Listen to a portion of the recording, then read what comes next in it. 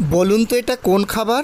আর এই খাবারের নাম বলতে পারলে আপনি পাবেন 1000 টাকা পুরস্কার আমার কাছ থেকে। হাবাতে বাঙালি এখন চলে এসেছে রাজস্থানের আলোয়ার ডিস্ট্রিক্টে। দেখুন কি সুন্দর জায়গা, চারিদিকে পাহাড় বেষ্টিত আর তার মাঝখানে এই প্যালেস। বিশাল সুন্দর একটি জায়গা আলোয়ার ডিস্ট্রিক্ট, আর সেখানে আমি এসেছি হাবাতে বাঙালি। আমরা সবাই জানি ভারতের মধ্যে সবচেয়ে সুন্দর জায়গা হচ্ছে রাজস্থান রাজ্য, আর এই রাজস্থানের চারিদিকে মন্দির, প্যালেস, মঠ, দুর্গ ভর্তি। অসাধারণ একটি সুন্দর জায়গা।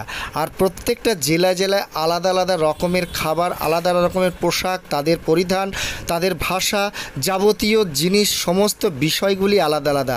একটা অপূর্ব জায়গা। আর এখানে হাবাতে বাঙালি আসবে আর এখানকার খাবার টেস্ট করে দেখবে না, তাই কখনো হয়?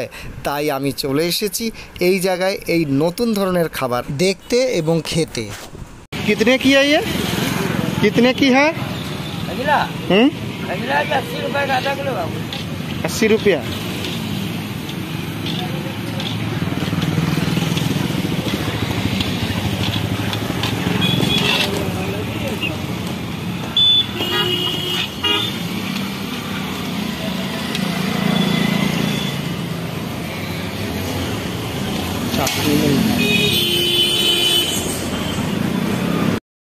এত বড় বড় এই খাবারটাকে দেখে আপনারা কি ভাবছেন? কচুরি, পরোটা, নান পরোটা, ঢাকাই পরোটা, কি ভাবছেন এটাকে?